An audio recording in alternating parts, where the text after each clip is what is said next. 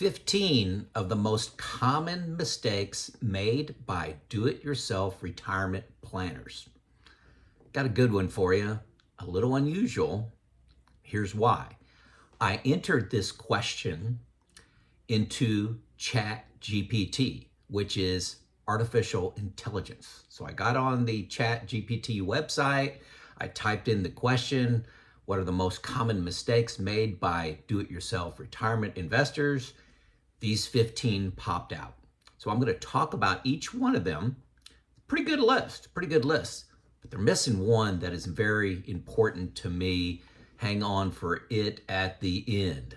Okay, hold on for that. So number one, and these don't appear to be in any order, but this spit right out of ChatGPT. So now you guys are in the artificial intelligence realm.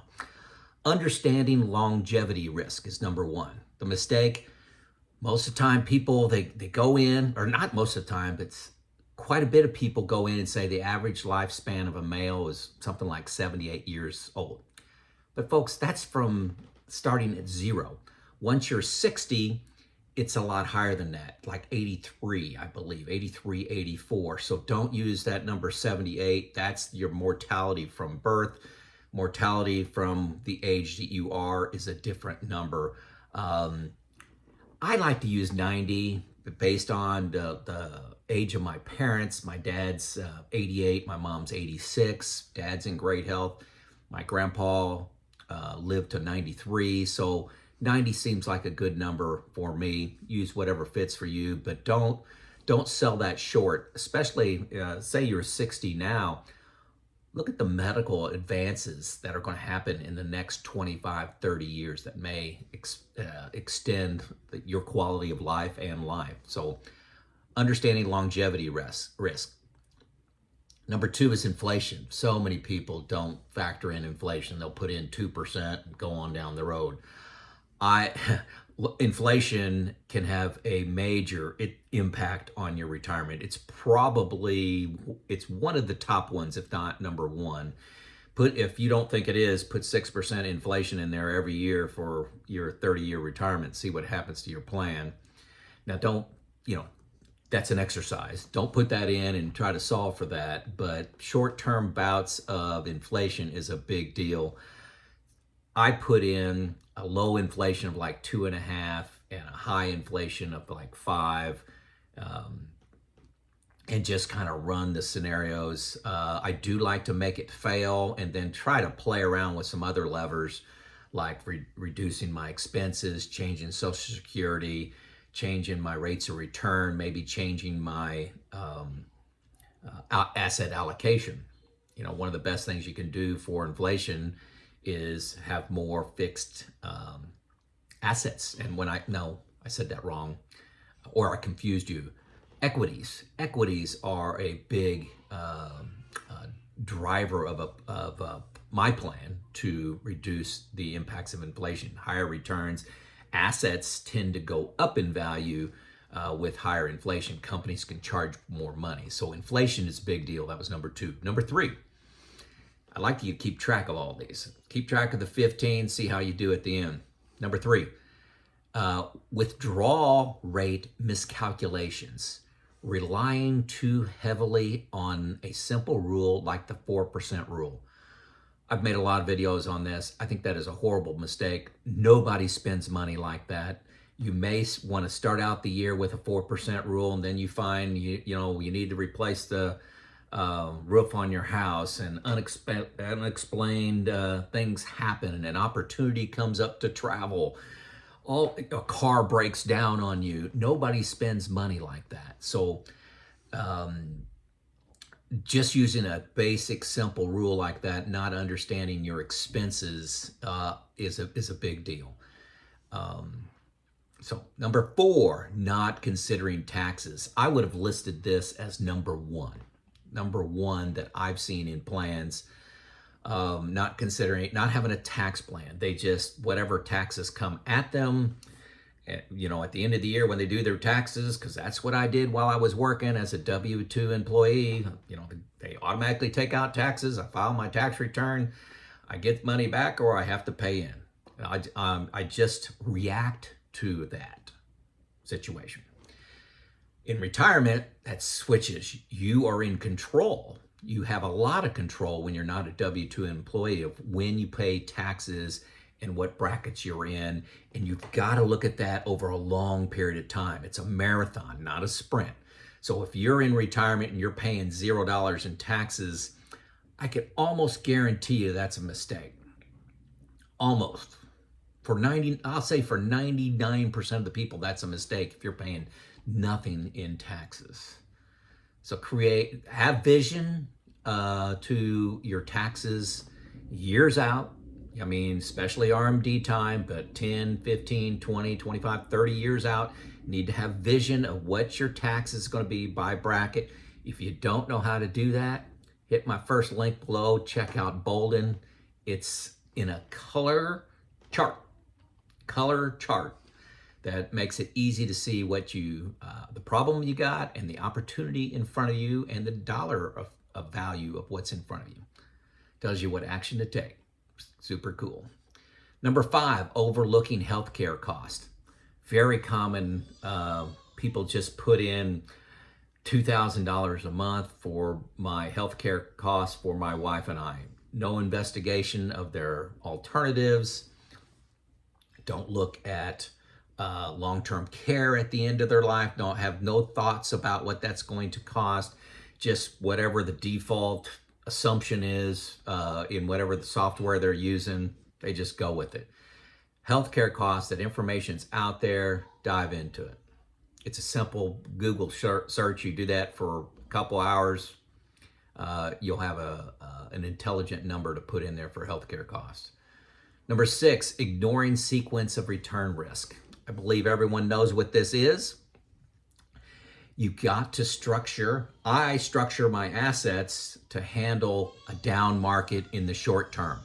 So if the stock market goes down 30% this year, I don't sell any of my investments, okay? When I'm pulling out of my, nest egg to live on, I don't want to pull out of my equities when the market is down. Why? Very simple. Say you have $1 million and you're pulling out based on the 4% rule, which is a mistake. Easy math though. So you need to pull out $40,000. Well, if that $1 million asset of yours goes down to 500,000, I know that's dramatic, but it's half value. You pull out $40,000, you pulled out 8%. You pulled out 8%. So selling stocks when they're down dramatically increases your percent withdrawal. So you got to have a plan against it.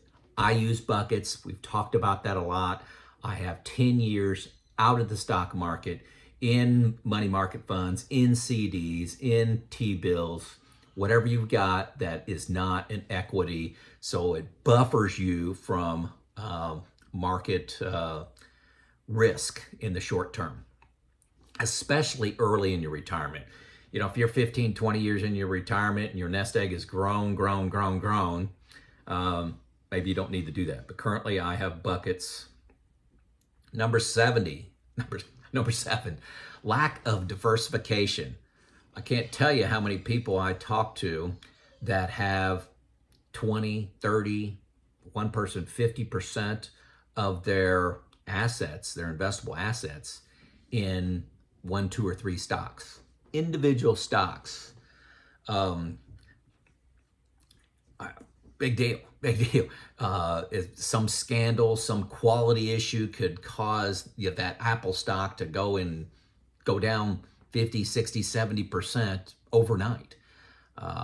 The game that you were playing during the accumulation stage is maximizing returns. During retirement, you have to add safety in there. So you can't have something like a whistleblower on a quality issue or some policy at a company take you down, okay? So diversify. I diversify not only across the U.S. stock market, but internationally. I have 17% of my investment in my equities in international. Number 8, underestimating the importance of rebalancing. If you just set it and forget it, your assets, say you're at 60-40 and you let it go for 20 years, it may not be 60-40 anymore, and you may be taking more risk than you thought. So that 60-40 may turn into 80-20 just from one growing. So rebalancing sells what's been doing well or sells high and buys what's been doing poorly, buying low, and kind of maintain that asset allocation you're looking for, that 60-40 or 70-30 that you've decided upon. 9, failure to plan for changes in your lifestyle. What are you going to do when you retire? You got a lot of time. A lot of those hobbies that you're talking about or thinking about cost money. Travel cost money. That RV cost money. So, and some people plan on downsizing their house. They live in a $500,000 house and then they decide to downsize and buy a $600,000 house. That happens a lot. So what are you going to be doing in your retirement, those go-go years? Make sure that you have that accounted for. Number 10, underestimating how powerful Social Security is. Social Security, you can take it at 62, you can delay it till 70, but every year you delay, it goes up I think it's between 7 and 8%. It's like 7% until you turn 67, and then from 67 to 70, it's like 8%. There's some complicated formula. We like to make everything hard in the government. But underestimating that it is a stable, now I know I'm going to get a lot of comments in here. It is underfunded in 2033, but it's been underfunded before, and the government's come in and fixed it. I'm confident, for me and my planning, it's going to be there. But it is a fixed income that's indexed for inflation. And every year I delay it, I get at least 7%. So what asset do I have that I can get at 7% growth on every year that's adjusted up for inflation? Well, practically none. Also, it helps me, it's kind of a safety feature for me in case my assets just drop off a cliff. The more I push that out, the higher that fixed income is to me that I can live on. Okay, hopefully that makes sense. Number 11, neglecting estate planning, failing to put together an estate plan, your wills, any trust, putting your beneficiaries on all your assets, just missing the whole concept of what happens after I die or my wife and I die, making sure that's an easy transition to my heirs. And there are attorneys that can help you with that. There's private study you can do. You can go on YouTube University and learn a lot of things. Number 12, overestimating investment knowledge. A lot of do-it-yourself planners try to beat the market. They select the Magnificent Seven. They got 100% of their stocks in those, and it's done great for me during accumulation. Just the desire to maximize the returns, it comes back here. And what you really need, I want, and I'll say all retirees, you need a little safety in there. You need some safety. I like to quote Josh Scanlon, another YouTuber out there, if you won the game, stop playing. So, if you decided to retire, you've got, mathematically, you've got the money. You don't need to take high risk investments. Hail Mary passes, as another YouTuber said. You don't need a Hail Mary pass to have your retirement make sense. So just be boring. Be boring. I'm a very boring investor, especially in my bucket 3. Number 13, not having a contingency plan. What happens when unplanned events occur, such as a market crash? Okay, the market goes down 30% and it's down for 5 years. What's your contingency plan? I've got buckets. What if an unplanned event happens during the month? I've got an unplanned $500 a month expense detailed out as unplanned events. So I got $6,000 a year for unplanned events. What I also, and I mentioned it earlier, Social Security is kind of a backstop for me. I'm going to let that maximize to at least 69. Makes sense for me. My wife is 2 years younger than me, and she's going to be the get half of mine. So 69 may make more sense than 70, but at least push it up. So if everything goes to, the crapper, Social Security is pushed up to its max. Can I live on that? Yes. Got unplanned expenses inside of my budget. Okay. I also have buckets. So that's my contingency plan. Can you recite it just like I did? You recite yours like I did. Number 14, emotional decision making. I've said several times before that and I'll say this for me, I'm the biggest risk to my retirement plan, my emotional reactions. Okay. The market's down 50%. The market goes down 20% the next year. What am I going to do? What actions am I going to take? What's my plan to prevent that from happening? One, I got a retirement group. 2 other people. We talk. Any actions I want to take, I try to sell to those guys. I base that on history. Okay. Then I also have Neil, my certified financial planner that I have access to for no fee. But I run things by him.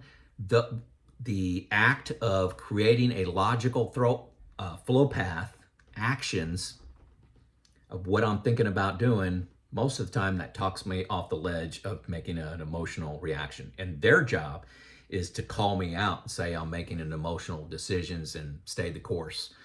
So emotional decision making. Number 15 is not reviewing and adjusting plans.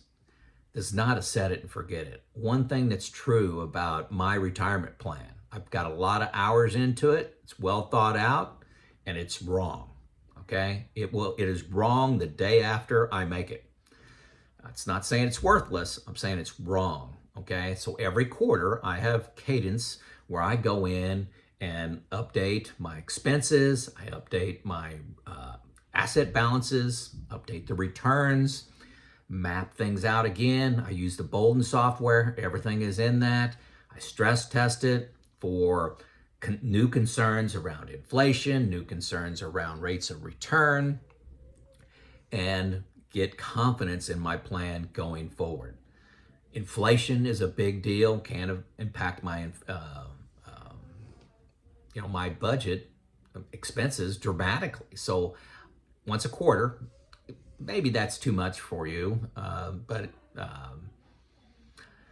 I wouldn't do it every month because my expenses seem to kind of ebb and flow a little bit, especially with my go-go spending. So creates a little too much drama. Then you got times like the holidays that can affect things. So once a quarter really works out well for me. I challenge you to think about that. But that's my process. I also have an annual process where I review everything and set new goals. I got another video on that. I think it's like 7 things to do by the end of the year. I'll link that one at the very end. 7, 10. I don't know what I put down. But those are the 15 that came back from ChatGPT. But there's a huge one missing for me. Is a detailed retirement budget. So many times, and I used to do retirement coaching. And I did over 300 individuals, couples or individuals, over 300.